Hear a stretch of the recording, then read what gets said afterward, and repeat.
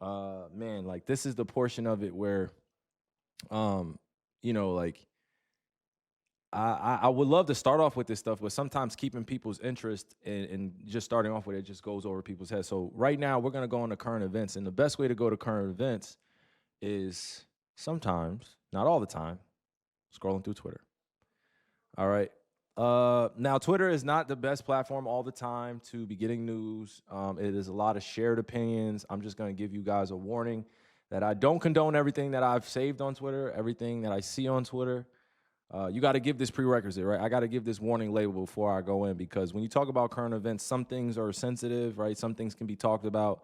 Some things are going to make people a little on edge. Some things are going to make people be like, oh my gosh, what's he going to say next? But for me, I'm just going to give you guys this ahead of time, all right? I'm going to speak the truth about how I feel about this. I'm not going to hold anything back, okay? A lot of this stuff is meant for mature audiences only. So if you have your kids watching this, or if you have, you know, somebody that's underage watching this sort of say, and they're not, you know, adept or aware of what's happening, you know, some of these images could bring out a reaction, and I don't want that. All right, so please put your kids to bed right now. This is the current events time. I have a few things that I've had up here for a while. This has been a pinned tweet of mine for a minute. Tribe, keep moving with no fear and seeking the truth. I am with you. There's a lot of evil to get rid of out here. Let's sacrifice our comfort for a little while so that our future can actually be secure.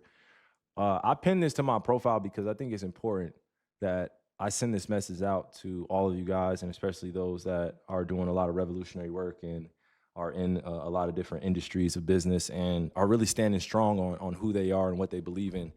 You know, there's a lot of companies, there are a lot of individuals that have greed on their mind first, right? So I want to make sure that regardless of how we feel, that we stay connected and that we continue to move with no fear, and we continue to put things in its proper perspective, right? Let me see something. You guys can see some of my tweets that I've retweeted, you know, things that I've tried to bring to your attention. I'm an old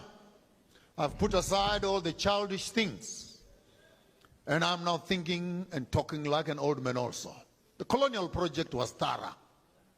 It did 7 critical things. Number 1, it destroyed our governance structures. Our royal houses were destroyed. Our kings are right here in Britain, right here. Some of them were beheaded right at the Thames River there at Zibarembga, next to the, what called that place there, the cross, whatever, the London Bridge. That's where the heads were chopped off. When you go to your museum paying £50 and etc. to see some of those heads, they are heads of real people. Some of them like Mashonga Nyika and Mkanya Sose, my grandfather, is here as a tourist trophy. Wait, so look, now, so when I watch these videos, I just want to let you guys know, when he's talking about my uncles and my father's heads, my ancestors' heads are on display, you know, what do you do with that information when you first hear it? You know what I mean? Like you kind of, I don't want to ever say you shrink from the moment, but you don't really know what to do with this information initially. I didn't, right? When you start hearing your brothers and sisters around the world talk about our struggle and the suffering that's happening, not just with us, but other races of people, and our struggles are connected, but specifically when it comes to African, Black, dark pigmented skin history, and just the culture of it, right? And even, how we get classified as these stereotypes, or we have, to raise our efforts in order to be seen, because this is the way that the system was designed. It's a struggle. It's a struggle. I'm not gonna lie to you, but it gives me a lot of power and strength to know that I come from these people, Like, it's the same twofold. Like, I don't like that my family and my ancestors had to deal with genocide, oppression, another version of their Holocaust. It's like this death and murder and violence that took place really set up the world to be the way it is today and the way people are seen, Like, all the past things that happened have a lot to do with what's happening today. That's the key to this. Like the world is changing, right? The world isn't ending, it's evolving. We're evolving as human beings. We can't stand, most of us in humanity can't stand to see enslavement of the mind or of the body, right? We don't want to see our brothers and sisters fall out. We don't want to see them crash out, right? In our community, they call some of our young men YNs. I don't like that. You know what I'm saying? That gangster image is meant for something that we tried to replicate. You know, that gangster image of like we need to make sure that everybody feel us. Everybody, you know, need to know that we some real ends, like we some real ninjas. Like, you know what I mean? Don't get me wrong. Sometimes I'll even say the N-word, right? Even though I hate it. But the way that our stereotypes are displayed in terms of how we're treated, that's the worst part. Because then we got to show everybody that, you know, this is our history. And when we are proud of our history, then back in the day, right, just like today, you will deal with backlash. You will deal with canceling. You know, you will deal with people telling you crazy. So I'm just going to give you guys my 2 cents while I'm listening to it. Like, right? That, like, that's all. Some people's blood begin to cringe. Because when you begin to talk like that, some people's blood begin to cringe. Because when a white man does it, it is history. It is tourism. It is a science. It's a museum. And we sanitize the wickedness of this generation. That neither has a spirit nor a mind. What kind of people will wake up in the morning to go and make weapons to kill other people? Are you okay?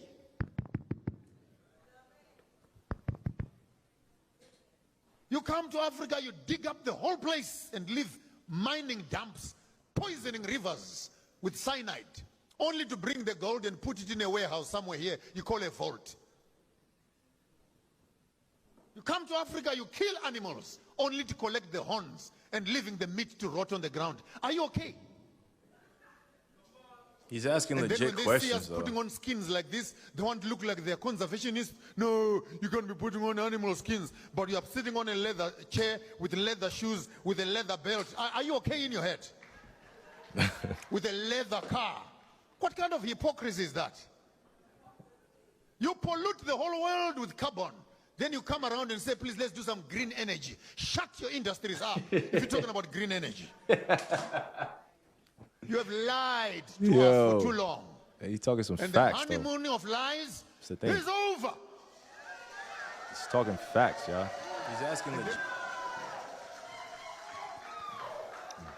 I mean, the last straw for me was COVID. COVID was the last straw. Like, in our old age, we question everything.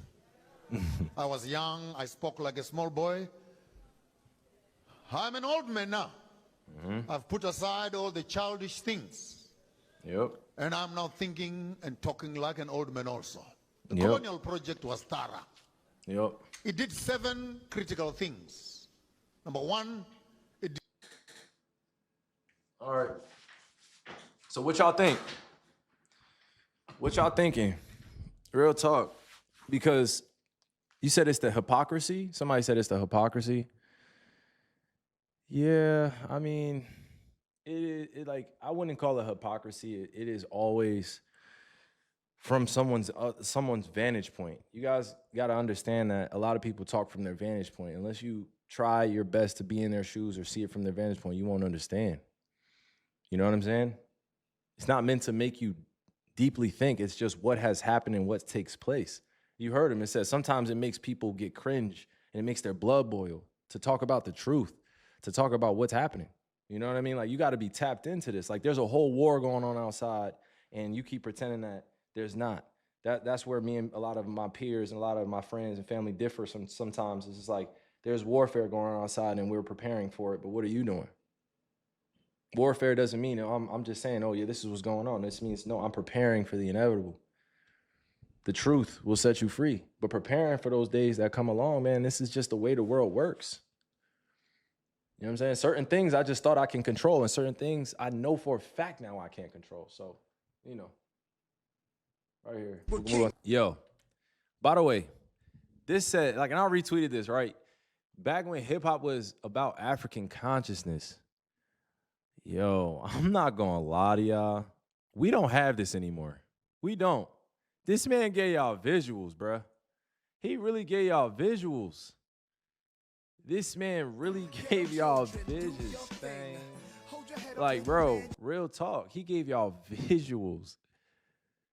Come on, y'all. Shout out to Nasir, bro.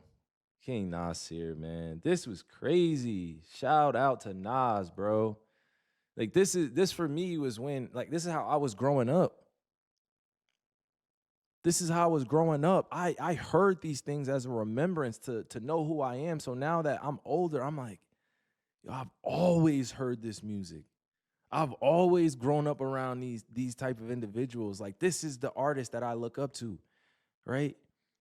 Why would I continue to look up to the ignorance and the debauchery? And I fell victim, don't get me wrong, right? Because I accept everything that comes in my community. There is not going to be, a perfect way to describe what goes on. I love my culture. I love my community. We're all imperfect. But I'd rather get more towards the conscious rap and the conscious R&B and the conscious music and the frequency that we need to be on as a collective unit. You know what I'm saying? Like, we can't just be falling for all that bullshit like that like we let artists get away with. It just can't happen anymore, And you guys can hold me accountable too, because I know I'm a poet. I love rapping, I love singing, I love getting better at music, I love making music. But I see what goes on in the music industry. That shit toxic, bro.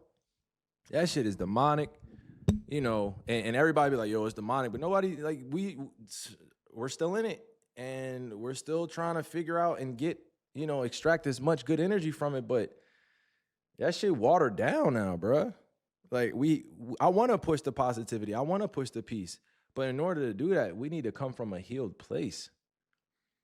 You got to raise the frequency of everything. Like, in order to do that, you got to change within yourself. I had to change within myself. I listen to music, but I can't listen to all of the community music as much as I used to, because I drowned out my ears.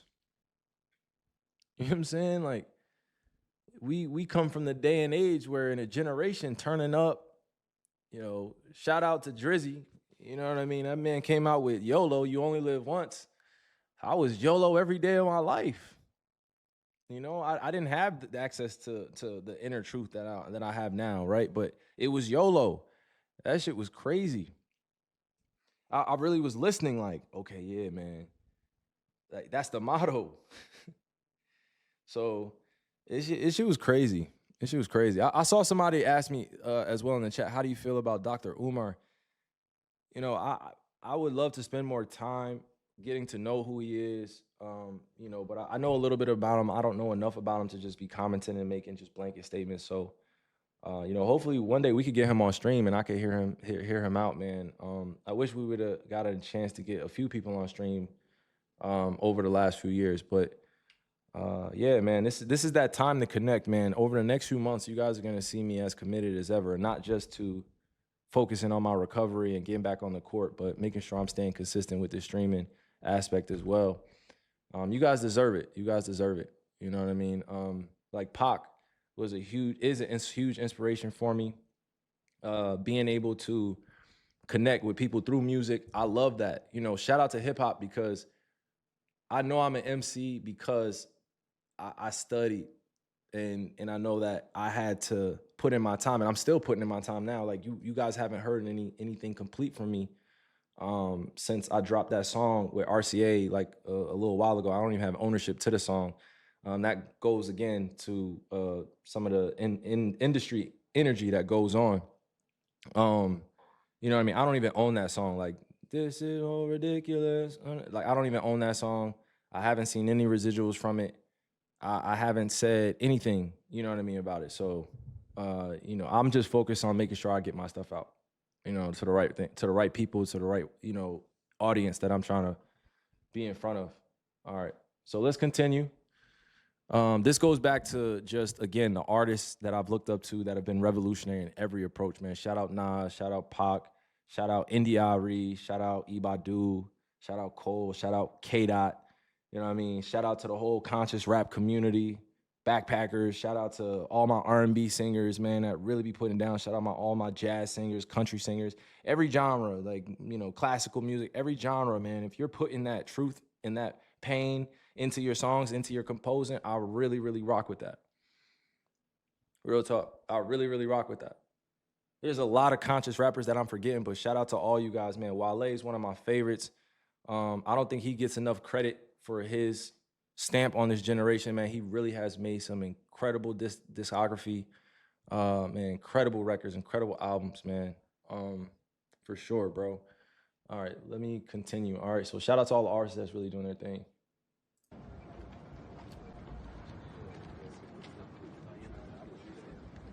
Yeah.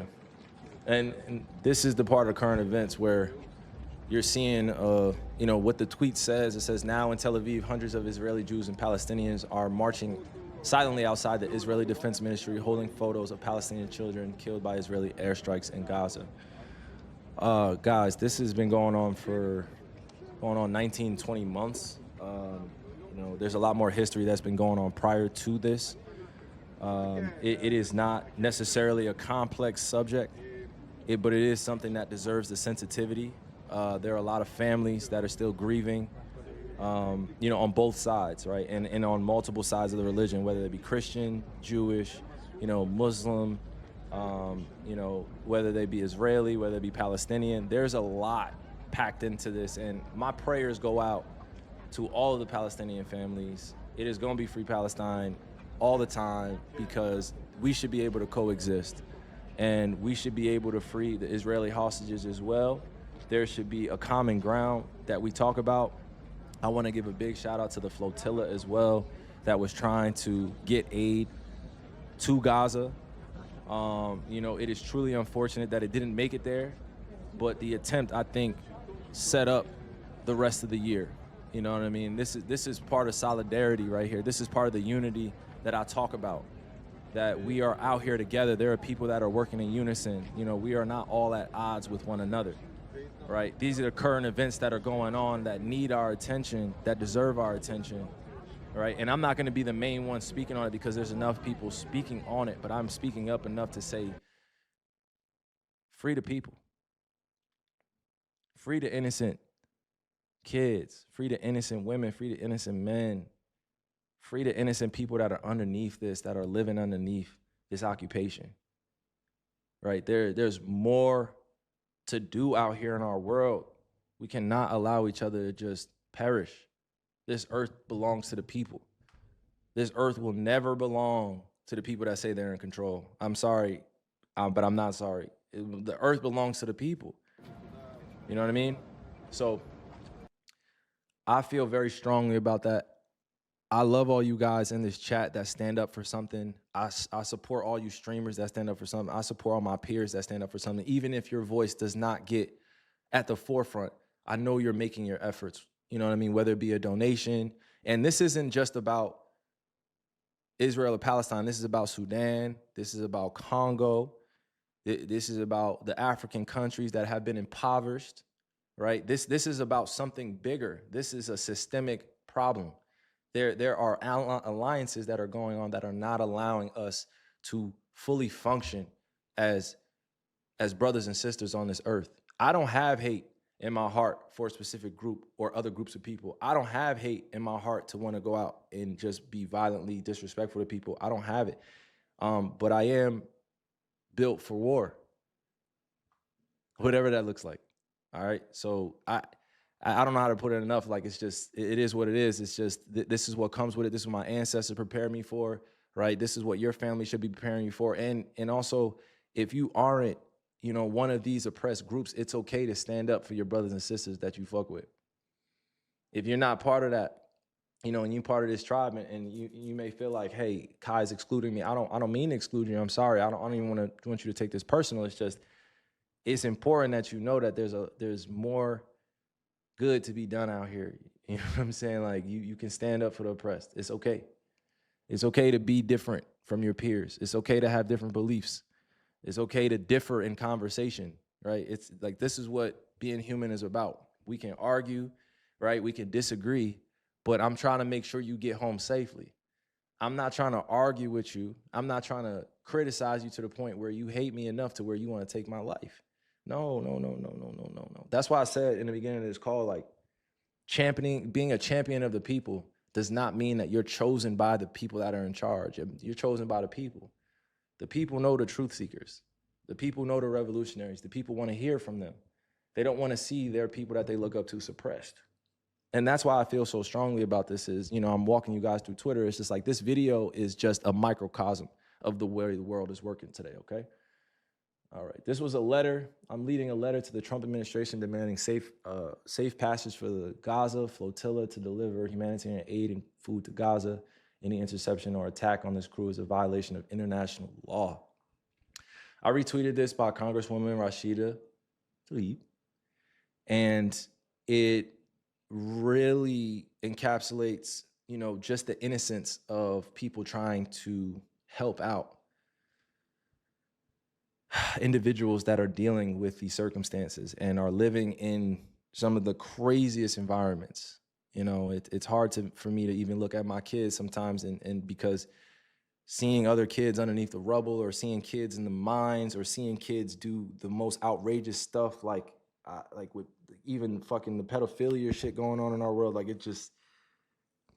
it kills me to see, because I know that we all are affected and impacted by it, but we would be like, oh no, that's too sensitive to touch. You know what I'm saying? Like, that's too much of a subject to touch. So this goes back to the fearlessness that you need to have out here.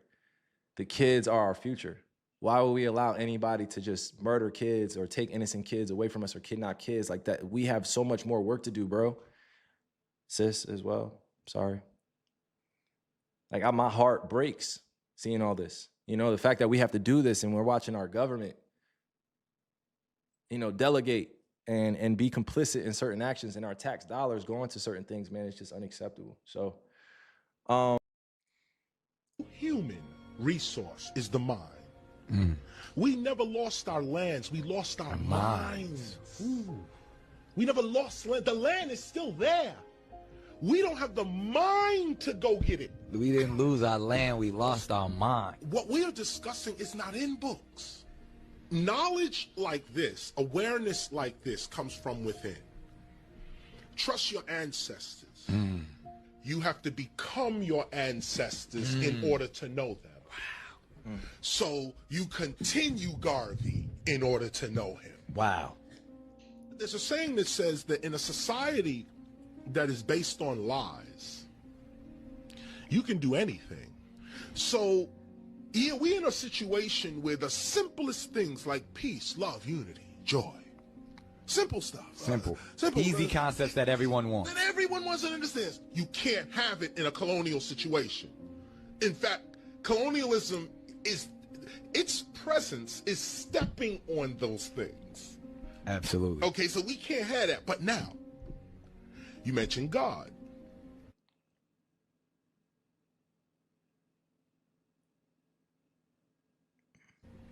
Anything you give a God is good for a God.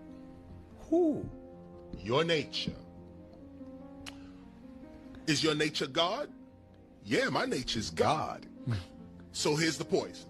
We want you to take this and you right on top of it. I see where you're going. God takes your poison in the mouth, gone. But guess what comes out? The cure. Cure. So the question then becomes, first, what kind of person are you? It's true. Are you a god or are you a demon? The word, our answer. Whoa, time out. Yo, that question doesn't get asked enough. I promise you it doesn't get asked enough. Yo, did you just hear what he said? Hold up. Let me rewind this, bro. He said, yo, come on, bro. Are you a god or are you a demon? Ask that question more. Ask that question more. That shit don't get asked enough. Please ask that more. Yeah, I'm about to start asking you give people. A God is good for a God. I'm about to start asking people, are you a god or are you a your demon? Nature. Is your nature God? Is your nature God? Yeah, my nature's God. Yeah, my nature's God. So here's the point. We want you to take this and You so on. you right on top of it. I And see so where you're the going. God takes your poison in the mouth, gone. But guess what comes out? The cure. Cure. So the question then becomes, first, what kind of person are you? Are you a god or are you a demon? The word, our ancestors used the word demon. D-man, to not man. Man is man. Right. To a not man is a demon. To take the humanity out of you. To not be human. Man. Right. That's the demon. The demon. This idea of calling a black human being a slave is the crime to begin with. Yeah. Indeed. This is the first crime. No black human beings in the past were slaves. That is a white colonial racist designation for our parents. Our parents could never be slaves. They were skilled laborers. Man. Bro. I'm so grateful. I get paid. I'm so grateful, bro. I really am. Shout out to Bernice King as well. We seen all her posts. Woke up this morning with my mind stayed on freedom.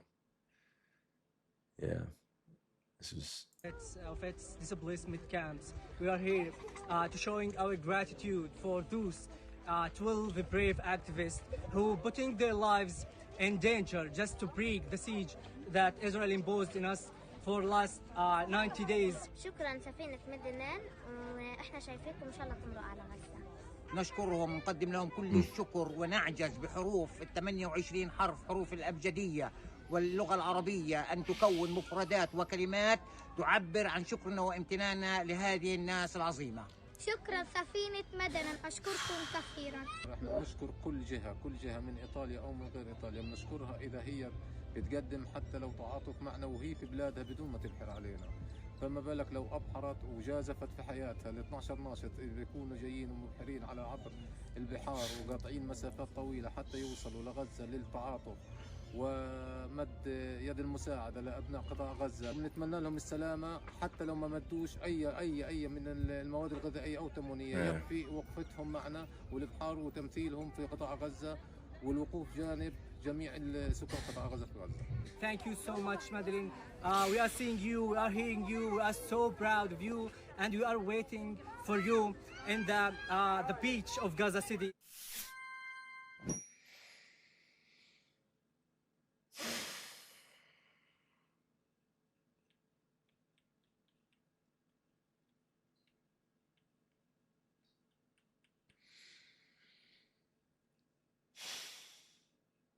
It's not easy, y'all. It's not. I ain't gonna lie to you.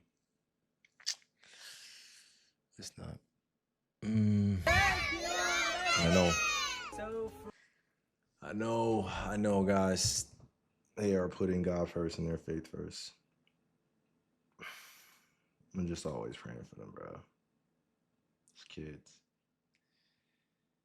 It's kids involved, man, that look like my kids. Sorry, you guys. I don't even know why I'm apologizing, but it's kids, man. It's kids. It's innocent people. I feel for all the families. You know what I'm saying? Nobody wants to wake up and be at threat of getting bombed or having to deal with that. It's just no one wants to wake up like that. You know, whether it be a Palestinian child, an Israeli child, a Sudanese child, a Congolese child, like no child wants to wake up and be underneath the threat of almost losing their life or their lives being threatened just because of who they are and what they were born into. Some of these kids have no control over where they were born. I think about myself quite often. You know what I'm saying? I think about it like quite often. Like if I was born in a war zone, what would it be like? Truly, just you're having to exist there and you have no control over it. It's yeah, man, just my prayers are out. All right, my prayers are up. It affects me, it impacts me. All right, let's move on. Let's move on. All right, let's move on. I can't move on, but it's like I'm gonna do my best. All right. Shout out to Punch TDE as well. Make sure y'all at him. Empires were built on the facts of liars on the backs of slaves. They set my soul on fire. See, that's shout out to Punch. TDE, man. Kendrick on a heck of a run, by the way. Yeah, like Kendrick is 101, bro. Shout out to him, man. Shout out to him. Like, and I know y'all saw that. Did y'all see that video of Samuel L. Jackson saying he didn't know what was going on at the Super Bowl? I swear he capping. I swear he capping. You know what I'm saying? So, shout out to Punch, shout out to Whole TD, shout out to K Dot, J Rock. You know what I'm saying? Shout out to the whole team. Yvonne, shout out all of them. All right. Wish that I can heal and one day give my soul some rest. That was deep for DeMar, man. I had to retweet that because he definitely hit it right on the head, man. I know he's dealt with some of his own mental health steps that he had to take, and he's gotten better since then. But giving your soul some rest, man, I definitely understand where he's coming from. And then this is James Baldwin. If I love you, I have to make you conscious of the things you don't see. Message. Okay, you guys can see this. If your religion tells you to slaughter 50,000 children, maybe you're just a psychopath. That didn't just apply to one religion. That applied to every religion. That's the thing. Is like that applies on a universal scale. There should, like, our faith should not be telling us like, hey, we need to get rid of these people. Like, come on, man. Message. Okay. Getting separated. You ever wonder why we say not to split the pole? It's not just a superstition. It's memory. Don't split the pole. It's a tradition passed down through the generations. Loud, yo. I can hear my Nana chastising me right now. Back in the day, we had to stay together. Always. Getting separated. That could mean never seeing each other again. One brother went one way, and he never came back. Sometimes, all it took was a few steps apart, and that was it. So we made a ritual. Bread and butter. Stick like glue. A small way to keep close when the world tried to pull us apart. Some things we remember because they kept us alive. Learn more. You ever wonder why we say not to split?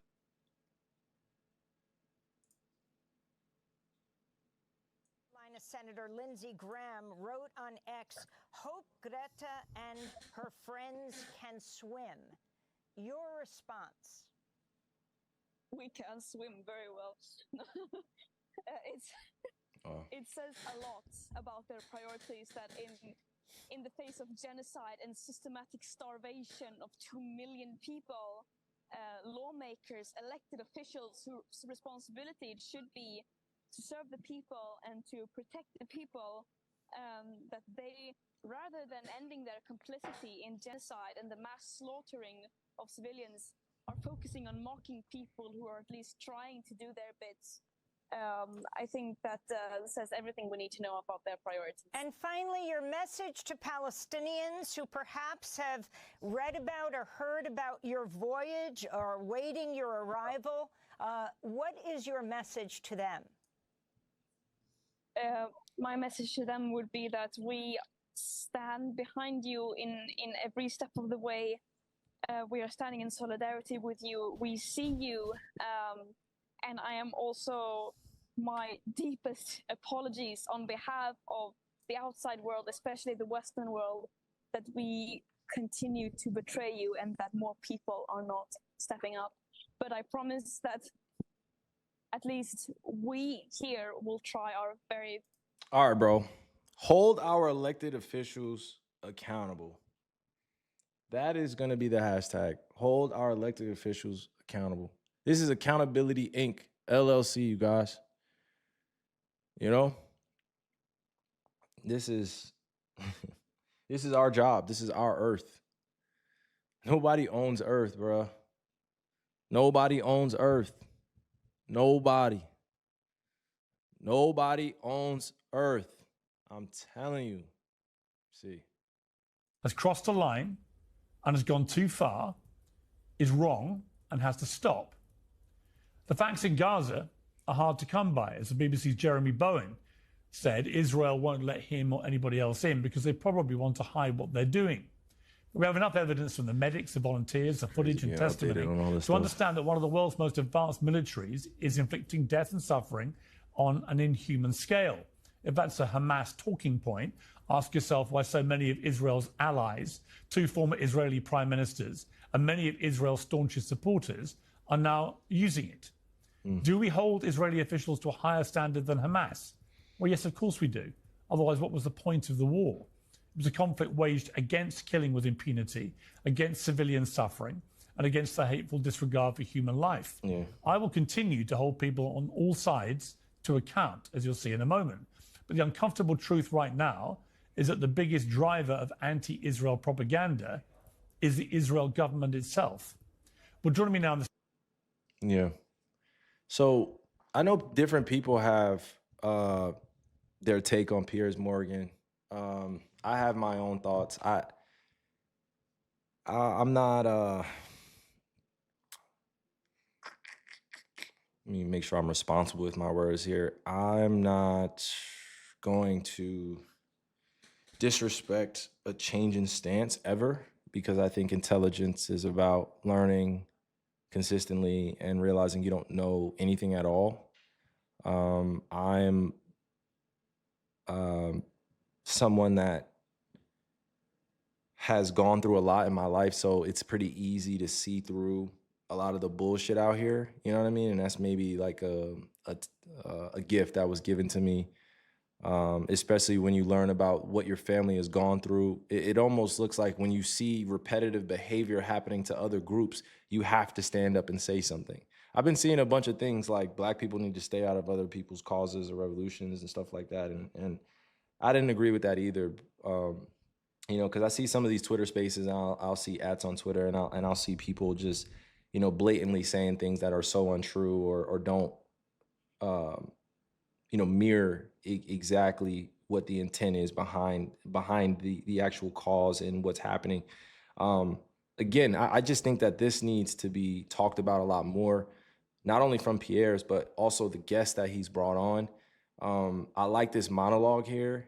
But at the same time, it is a little late. But he's here. I think he's finally arrived where you know, he's actually able to articulate, you know, some of the facts without it discrediting other human beings' lives. You know, there is a war going on. Don't get me wrong. I'm not the expert on it. I'm not the politician that's telling you to do this or do that. I'm just another human being out on earth that has a position on this earth of like social influence and able to speak up and advocate for things. But there is no right remedy, you know, for our media to just get back on track and get back to the truth. Like, I don't know the remedy right now, but I know a lot of media members, a lot of legacy media members, also politicians, they're switching sides and they want to be on the right side of history. So I can't condemn that. You know what I mean? If they're changing their stances, but I can say that this isn't going to be a sexy rebrand for certain people. It's not going to be a sexy rebrand at all. I don't even know if there is a rebrand. It's mainly like you are either pro or you are anti. There is no difference. But I think holding our elected officials accountable in very fair and equal ways where they are able to uphold the version of democracy that's supposed to be in the American society we live in, they need to hold up their standards and their morals to another place. And again, I'm not criticizing them, but I'm just telling them that people voting for them, they expect more. I can never sell my soul for money, fame, or success, so I have nothing to gain here. I just want to share this with my tribal members, the people that are tuning in, right? That this is not going to be a sexy, this is not going to be a sexy media run for certain people. This is not. Shout out to Miss Rachel as well. I saw this, you know what I'm saying? I love current events, by the way, because now like we could literally talk about this stuff. But it's just these current events. Miss Rachel says she'll risk career to advocate for children in Gaza. W's Miss Rachel, brother. W's Miss Rachel in the chat, you guys, for real. Please at her and tell her I love her. And I'm praying for her. No one should have to risk your career basically saying, hey, I want to make sure the kids are living fairly. And like that shouldn't be a big ask, and it's unfortunate that she's had to deal with the pushback and the cancel culture that's come her way. But the more that the world opens up and the more that it grows, the more that these conversations are going to be normalized. You shouldn't be condemned for advocating for peace and for the rights, the human rights of others to be recognized. And the fact that she got criticized like this, and then you got all these, legacy media companies coming out.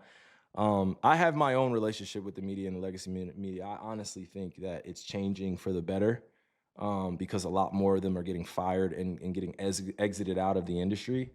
They deserve to be, bro. I'll be honest with you. I'm not hating on anybody, but a few people just deserve to get like a respectful exit out of this, because they're clearly paid and bought. All their voices are paid and bought,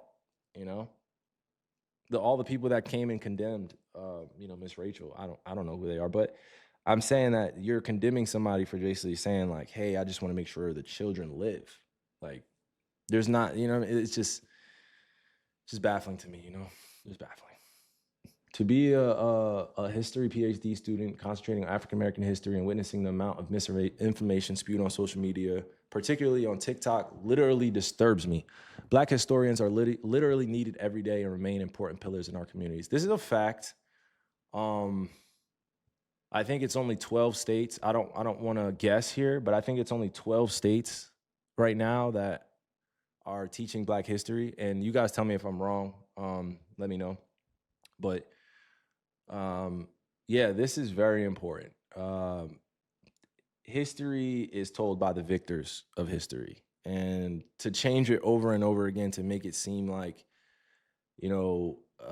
things went a certain type of way or events went a certain type of way for your benefit, that's the wrong approach. But it's happened over history, right?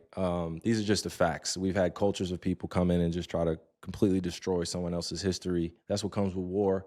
That is the unfortunate circumstances and consequences of war, especially wars that just last for ages. But we need more African-American studies. We need more Afrocentric studying going on, because we're here to help the world. I don't know if a lot of people notice, but just people in this particular vessel with this skin tone, we've invented a lot of things that have helped out the world. Like just imagine if you give all the resources to the most rhythmic people in the world. Like, I just imagine if you give all the resources to the most rhythmic people in the world. I'm not saying other humans don't have rhythm, but there's that natural DNA encoding that I can't necessarily explain. It's just in me, right? A beat come on, I don't need to try to get on beat. I just naturally am on beat. That's not a shade to anybody. I'm just saying, when the music comes on, I know how to, hey. I know how to bop. I know how to rock. I know how to dance. I know how to express myself through movement. This is my communication, right? This art form with this vessel. I know how to communicate my struggles and my pain through movement. I had to learn that because of rhythm, right? The rhythm of the world, right, is like a heartbeat. You can feel it. You can tune into it. These may sound like what the fuck is Kai talking about? But to those that know, you know what I'm talking about. That rhythm of the heartbeat on a drum, and you're dancing out with your, with your brothers and sisters. Let's say, like, the closest thing, a lot of people like from the West call it like a powwow, all right? Where people get the dancing. It's like, just imagine a powwow times 100. Like, you know what I mean? The world deserves that. The world needs to heal so we can feel that. But in order to heal that, you got to admit that these things are happening so they don't happen again. We can't allow them to do this. You know what I'm saying? It can't happen. I could tell you about the Titanic. I could tell you about all these other ships that were considered important, but I couldn't name one of those. One of 12,000. That didn't feel right to me. So that's the first stat. The second one, and this is the one that sits heaviest on my heart, I learned that there were 1.8 million Africans who died just in the crossing from Africa to the Americas. Wow. We're not talking about the number of people who died once they arrived and were enslaved. This is crazy, yo. Transition. I didn't know it was 1.8 million people. That's a lot of people. Yeah. I was like, where the memorial? Who's honoring that enormous loss of life? was like, there are chapters of history that are just missing. Bruh. So She said 1.8 million Africans died on their way to America, bro. 1.8 million Africans, million humans, 1.8 million humans. That's why it's free Sudan. That's why it's free Congo. That's why it's free all these oppressed communities, bro. What the 1.8 million people are in the ocean? That's what you're telling me? It's insane. That's a heavy truth, y'all. You know how many generations of people that is? Man, I honor all their transitions. You know, God, please honor all their transitions. Like, this is the crazy part, you guys. It's just the crazy part. I'm sorry. Don't let me. It's just crazy, you guys. this work felt really important to me to be a part of. Imam Omar Suleiman. This hand will testify on the day of judgment. The U.S. has now single-handedly vetoed a Gaza ceasefire resolution at the UN 5 times. Historically, more than half of the U.S.'s Security Council vetoes have been used to protect Israel from accountability. Yeah, I'm going to need somebody on stream to explain this. Real talk. I'm going to need to get somebody on stream. Hopefully, I could get a politician or somebody that I trust to talk about this, because this is crazy. Like, I need somebody to explain this to me. I have to. I thought this was crazy.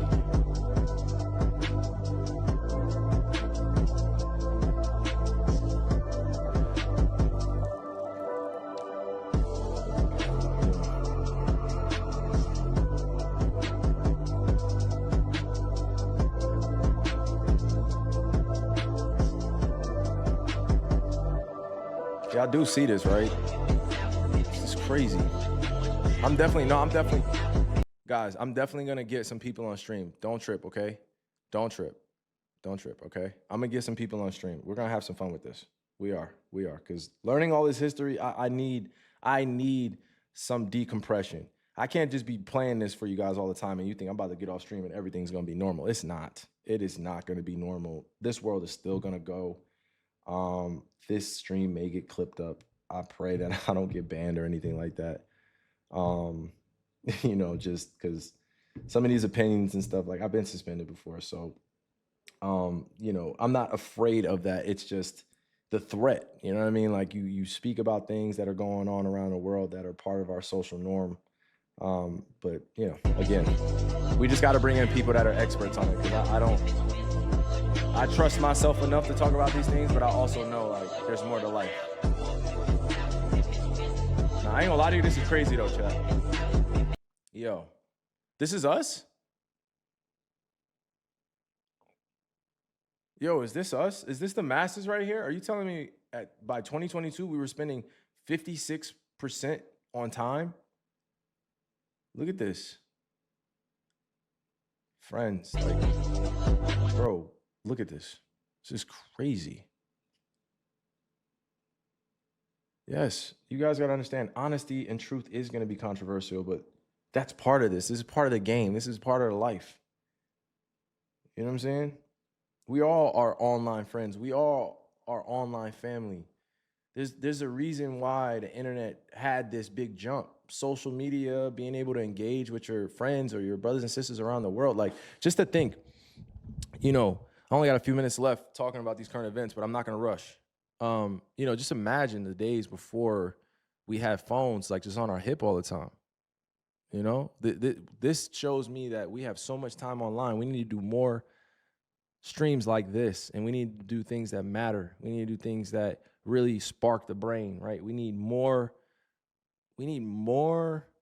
opportunity to tell each other the truth, have uncomfortable conversations, and move forward. There's too many people stuck in these same places because they stopped reading, they stopped evolving, they stopped growing, they stopped trusting in God, they stopped trusting in the truth out here. And they need to be brought back. Some people just need to be brought back home. They're not lost. They're just wanderers. I'm a natural wanderer. Shout out to everybody in the chat if you're a wanderer. You know what I'm saying? Shout out if you're a wanderer. I'm a wanderer. So it's amazing to see people wander around the earth and learn as much as they can. They come back home to humanity and they're like, yo, guess what? This can be better. You know what I'm saying? So online is definitely got to change in terms of how much we spend. But other than that, man, you already know. Okay, let me see. I'm sorry, guys. Let me see. It's one of my favorites. Crack fiends bought 10 million rocks. That don't mean crack is good. Don't mean nothing. He did I ain't gonna sell lie 10 to you. million records. Big Bro was ahead of his time. Man. Whew. Pac was ahead of his time. But crack fiends bought 10 million rocks. That don't mean crack is good. Don't mean nothing. Selling records don't mean nothing. The reason, I'm down with him because he's a brother and he's making his mail. But, however, he's diluting rap. You know what I'm saying? He's playing that Sambo role, and the reason everybody's buying his record is because he's no threat, and everybody want to see Sambo dead. Yo, can you imagine? Like, real talk, can y'all imagine Pac being here in 2025? That's crazy, bro. He had so much going for himself by 25 years old. Just amazing. Just amazing, man. Like, it's hard not to be inspired by somebody like this. It really is. No matter how he approached his life, no matter what he did, I'm not here to judge his actions and stuff like that. I'm here to hold him accountable, but as a hero, he did everything he possibly could, man. This man was intelligent. He was well-read. He was a revolutionary. He knew his position and he knew his power. And he knew he was black. And he never apologized for it. He knew where he came from. He knew where his family came from. He knew where he was going. He knew the meaning of his name. You know what I mean? That's what it's about. When you're an artist or you're a human being trying to make change, you got to be unapologetically driven towards it. I can honestly hold myself accountable and say I haven't always been driven. You know, I can honestly say I was blinded by following the rules all the time. I don't know. Call it being a good, safe Negro, right? I mean, call it what it is. Back in the day, you know, they didn't like the intellects. They liked the safe Negroes that did everything that boss told them to do. They like the safe Negroes that just don't like doing nothing, ruffling any feathers. And you know what I'm saying? They like that version. But in 2025, the safe Negro is something else. It's something totally different.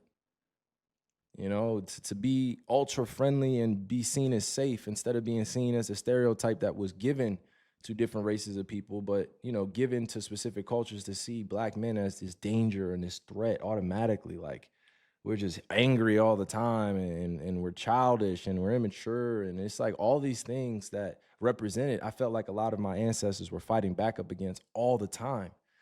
And I feel like this generation has to do the same thing, and that's why we're here for, okay? We got to be more like Pac. We got to be more like Malcolm X. We got to be more like Dr. King. We got to be more like Marcus Garvey. We got to be more like Assata Shakur. We got to be more like Dr. Francis Cress Wilson. We got to be more like Anthony T. Browder. We got to be more like David Banner. We got to be more like, you know what I'm saying? There's more people down the line. You know, John Henry Clark. We got to be more like him. You know, and there are others that are part of other cultures and races too that I've forgotten. But for this specific topic, I was talking about Pac, you have had a generation of people that grew up with this and saw him get murdered. And then his legacy and his maturity had to live on through others. And he had yet to complete the missions that he had set forth. So when I see young people losing their lives early, you know, this shit's crazy. You know, he made sure that his message was passed on, which I'm grateful for. Okay. Let's see. After a white guy named Cassius Clay, even the fact that Muhammad Ali, whose first name was Cassius Clay, in Kentucky, was named after a white guy named Cassius Clay, who in the 1800s was a radical white abolitionist who was known to beat up white people over slavery. Look it up, it's true. After attending a speech by the famous abolitionist William Lloyd Garrison at Yale, he turned passionately anti-slavery and became an outspoken political activist. Knowing the power of the press, he founded an anti-slavery newspaper called the True American. In 1840s Kentucky, this was about the most politically radical thing a person could do. Clay knew it, too, reportedly bragging that he was the first to beard the monster in his den. More tellingly, once Clay inherited the slaves his father owned, he freed them. The financial loss to his family was $40,000, which would be roughly the equivalent of about $1.2 million in present-day amounts. You would think this sort of thing might make him some enemies, and it did. While he had received death threats from anti-abolitionists for years, it wasn't until 1843 that his crusades actually made him a target for assassination. Clay's enemies hired an enforcer named Sam Brown to shoot him during a public debate. Wow. They hoped this would send a message to other abolitionists. Bro, they were really Unfortunately for killing them, people for things being didn't exactly abolitionists, go bro. as they had planned. Brown shot Clay. That part went fine. Oh, look, they got After you. that, You got them things tapping. went off the rails. Because instead of laying down to meet his maker, Clay pulled out a Bowie knife and chased after Brown. Fighting his way through Brown's allies, with a yo. bullet still in his chest, mind you, Clay finally caught up to his would-be assassin and stabbed him. If you think that put an end to the situation, then you don't know Cassius Clay, because that was just the beginning. Clay proceeded to gouge out Brown's eye, cut off his nose, and then one of his ears. Oh my gosh. Surely, that must have ended it, right? No. Clay's finishing move was to pick up the wounded Brown and toss him over a wall and down an embankment. As you might imagine, the whole affair sent a slightly different message than the anti-abolitionists had intended. Man. And as a human, I have to say, and in some ways, it's at some point I would wake up and go read and see what was going on. At some point, it became almost unbearable for me. I felt that I could not stand to see one more picture of a child in Gaza. And I can't even believe I'm getting emotional. And I read about writers who had died. I know people who have died. And it's mass murder. I think I cannot believe that we are living in a world and there are governments who are supposed to believe in human dignity and nobody is doing anything about mass murder happening in Gaza, because that is what is happening. I think the idea of collective punishment is dehumanizing. You cannot hold a whole group of people responsible for the actions of certain members of their community. It is, and I think about this a lot, and I think in the end it is that some people have decided to look at Palestinians as somehow not fully human. Because if you think of Palestinians as fully human, you cannot find excuses for this kind of mass murder that is happening. You cannot justify it in any way. You know, if we believe that a human being is a human being, all human beings are equally worthy. Mm-hmm. That's kind of how I think. And as a storyteller, I think it's important for us to read about Palestinian lives, ordinary lives. There are wonderful Palestinian writers that I've always admired. Actually, in my talk, The Danger of a Single Story, I quoted a Palestinian writer, Mourid Barghouti, who says that if you start a story with secondly, you never get the full story. So if you start the story in the middle, you never get the full story. You have to start the story at the beginning, right? If you start the story with the arrows of the Native Americans, that's not where the story starts. The story starts when people came to their land. And I think that's such an interesting and very relevant quote, I think, for today, that we have to start the story at the beginning, right? And I think it's also, in some ways, similar to what is happening in America today, that we have to continue to remember that it's not normal. I think it's also important. And I say this to myself because when I stopped looking at the news about Gaza, I felt a bit guilty. But I would just look at the news and cry. And then, sink into depression. And then I would think, no, I can't cope. And I think especially as a mother, you look at those pictures, you read those stories. Yeah. That's what I'm saying. Like, I think a lot of us got to realize that when you're a parent, just like, I don't know what happened. Obviously you change, but when I became a parent, I was, very young. In theory, right? I was 23 years old when I had my daughter, going on 24, and man, it just was like a whirlwind of emotions, because you have this little human coming into the world that you want to protect, but you know that the world is going to be the world. It's just going to keep being. And I keep saying you have to, like I'm speaking in third person, but I had to make sure that I was responsible enough, to make the necessary changes to become a better person. Being a young parent is one of the hardest things to do out here. It's one of the hardest roles, because you're still a kid, but you still have a desire to be of the world, be in the world, and to make your changes in it. And that was me. I just happened to be very successful when I was young, and I got drunk with that success.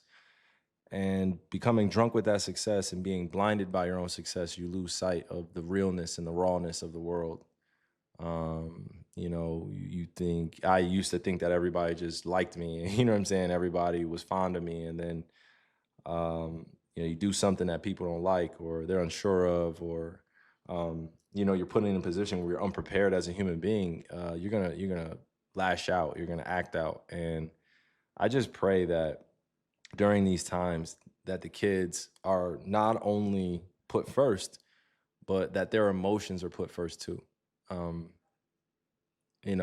gotten a chance to speak with a few people that are in the middle of these war zones, and the majority of things that they say, out of their mouths is not only about how strong their faith is and their belief in God is, but it's also a very truth-telling moment where you realize that you can't do much to change the situation because they're in it, and you can do things to help and alleviate some of the stress, but there's still pain, there's still trauma there. So, me becoming a parent, I feel for the world a lot more. I want to do more to protect the kids. I want to do more to protect our women. I want to do more to protect the men out here as well.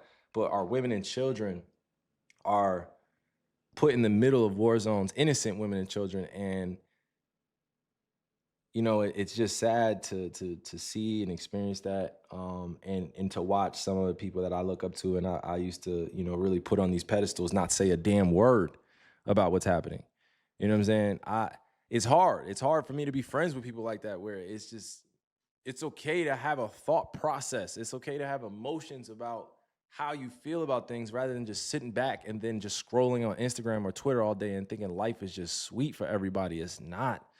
Life is not sweet for everybody, bro. It's real shit going on. And I do my best to make sure I shine a light on that. And I use this time on my stream, which I'm going to do every stream, where I want to talk about the current events with you guys, because it affects me too, just like it affects you, all right? I love you guys, and I appreciate your strength. And I pray for y'all families, because if your family's dealing with something like this, I just want to let you know I love you. I'm praying for you. And anything I can do to help, please message me. Please let me know, okay? Yep.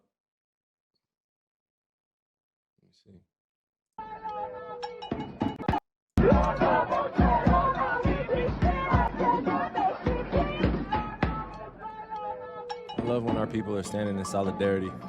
We're always more powerful together.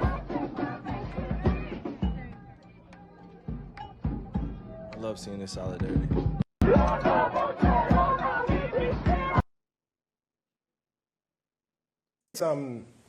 Okay, guys, we got 2 more videos, and then we're gonna move on. People during my, and I promise I won't talk too much about this, but during my book tour in the States, people would say that it's more complex. You didn't spend enough time. You should have saw this. You should have taught. And they would say it as though that removed them from the ranks of white supremacists, enslavers, colonizers, and other ne'er-do-wells. In fact, it put them right in their company. And the beautiful thing, having done the work, and this is like, it's like, wait, I've heard that before. Like, actually, it was the excuse for Jim Crow. You know what I mean? When, these like white kids would come down south to get their heads bashed in, You know, the white folks down south would say to them, you don't know the Negro, they use another word, but you don't know the Negro like I know the Negro. You don't really know. You know what I mean? You know, during the enslavement, you know, the abolitionists would yell, this is wrong. They would say, you don't live in close company with these people like we do. You don't understand. It's not that we're racist and we hate them. It's that if we give them their freedom, they'll kill us all. And people say, you know, you say, well, this is apartheid. And they say, yes, but, you know, do you not know what happened to the people that are perpetrating apartheid? Sorry, guys. And sorry. My position is apartheid's wrong. And there's just nothing that will make it okay. Like, there's nothing in this world that could be done to the people perpetrating it and that the people who are the victims of it could ever do that would make it okay. There is nothing. There is nothing. And that does not hinge on how people feel about me. That does not hinge on Palestinians being somehow, you know, exemplars of moral. Yes. It doesn't hinge on any of that. It's just wrong. Man. It's crazy, you guys. It's crazy.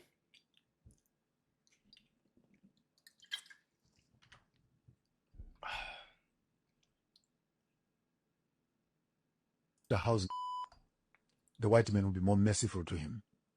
So when we saw them planning to kill Gaddafi, we all looked at, I mean, without mixing my words, Mugabe was there, Zuma was there, Museveni was there, Kagame was there. They all knew. And when they tried to rush into Libya, they were told by the Western NATO, stay away. We are going to get rid of him. Yeah. Go and find the interview by Museveni himself admitting that we looked away. We were there and we were told to look away and we looked away. Why? Because you thought that it's Libya. Appreciate you, Misfit. You thought that it was Saddam Thank Hussein. you. You thought it was Vietnam. You Thank thought you it so was much. Syria. You thought it was Afghanistan. And Andrew what Hellway, happens in appreciate the gift, Afghanistan bro. will not happen to us. Lo and behold, one by one, we have seen the colonial hand plague. And by the way, sometimes I get very, very controversial, not for the sake of being controversial, but for being truthful. See, the West should never lie to Africans that our governments are illegitimate and they're corrupt, when they are the very same people who are involved in putting those people into power. What hypocrisy is that? Yeah. You come around with regime changes. You change the regime. Then you want to run on the public media and say this government is corrupt. They were educated by you. They were trained by you. They were sponsored by you. Mugabe had more than 40 PhDs from British universities, American universities. They all recognized him and clapped hands. And they want to come around and say, this African leader. No, Mugabe was not African. Mugabe was a Sir Mugabe, with palaces given to him by the Queen in Coventry. Until he touched land. He became a relegate. So are we saying that you are only a good president as long as you are playing the tune of the colonial system? The answer is yes. Because the Real talk. I'm glad you guys tuned in. I have one more thing to show you guys, and you guys could go through this too. You know, this one. While reporting the weather. This is it. All right, guys. Comment section reads, Tom definitely invited to the cookout. Another video shows a white man dancing on stage and the caption reads, it's obvious why Mark is invited to the cookout, where we slide like black lightning across the backyard and turn it into a dance for the cookout, be sacred.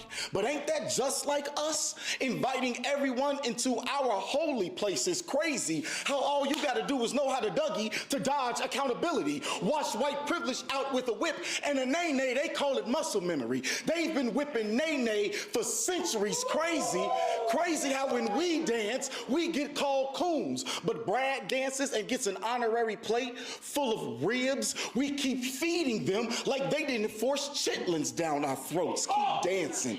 Keep dancing. They shuck and jive their way to acceptance, and it's appalling how easily we forget just because Becky can footwork and Allie makes foo-foo. Invitations for the cookout flying off the shelf in the comments section. Hey, bro, do you remember when we invited one of them to our Bible study? 9 of us were told well done that night. So excuse my caution for Caucasians casually crip walking for convenience, lying and line dancing, looking like a fool. The cookout. Man, they used to cook us out over open fires, cut pieces of our flesh off, mason jar our hands, claiming can't nobody catch a beat like him. They watching Soul Train reruns, but won't let us teach their children about the Underground Railroad. So look, since when did dancing erase Jim Crow? Since when did dancing erase school to prison pipeline? Since when did dancing erase redlining? So before you mail out your cookout invitations, remember that they used to think of us as stiff body boogie down chattel. They used to make us dance across the decks of ships, and some of us leapt to freedom gracefully. The break of the water surface was a pearly gate, a jetée into the Lord's arms, and the cookout so packed with pale faces, it ain't no room for my grandkids, and I refuse to ask for space. In my space, I'm indigenous to the groove and the potato salad. Invite me to the country club. Hold the casserole. Let's talk about reparations. Maybe then we could talk about cookouts. Until that happened, all cookout invitations are revoked. Management. He was talking, chat. He was talking. You know what? You know what? I'm a little guilty, y'all. I'm a little guilty, y'all. I'm gonna tell you. I'm a little guilty, y'all. I ain't gonna lie to you, man. I may have been a little too friendly, man, throughout my life, dog. I might have been a little too friendly, dog. I ain't gonna lie to you. He was spitting, bruh. See, I'm one of them type people in the world where it's easy for me to make friends. It don't matter what race, culture, religion you are. It's easy for me to make friends. Like, I feel like anybody in the chat, like, unless you're just some hating ass person, but like, if you're a good person, I feel like we can get along. Like, we have a lot more similarities than we do differences. But the moment I feel like you taking advantage of the opportunity to be close to my culture just because you want to exploit us or you want to double down on you and your friends and tell them, hey, I got these type of friends, that's when that invitation to the cookout should be revoked for sure. For sure, y'all. For sure. It ain't a race thing if you ain't invited. But it is a race thing if you ain't coming correct. It is. This summer, man, I'm telling you, I know, like, think about it, as I come from a multiracial family. So a lot of these jokes, a lot of these lighthearted stereotypes, they're not lighthearted when they really impact people's emotions. So I'm not going to sit here and laugh it off, right? Because it is a very important thing to talk about the racial divide in a very mature way, responsible way. I don't want to come off like I'm being callous or I'm being cold to what's going on systemically, what's been happening. What I can say is I find humor in certain information that has been passed on from generation to generation that at this point is not necessarily true about our relationships racially in this world, right? But that right there was that video was a truth seeking video where, he's talking about people being invited to the cookout before we actually have honest conversations about what's going on in the world. We're not trying to just electric slide around racism. We're not trying to nay around racism. We're not trying to whip. You know what I mean? I'm not trying to shoot baskets to get rid of racism. Like, that's not happening. That's what I'm saying. The singing and dancing and the sweating and shit like that, that's never going to result into freedom. And I'm aware of that, right? And I'm aware that I have the power to make change with certain resources I have connected to, but it won't come from being on the court. And I do my best to inform my peers about what's happening. They awaken on their own time, right? Some of them are probably tuned into this, or they're not. It doesn't bother me But what bothers me is when we do get on to talking about real subjects, everybody, you know, pretends like they don't know what's happening.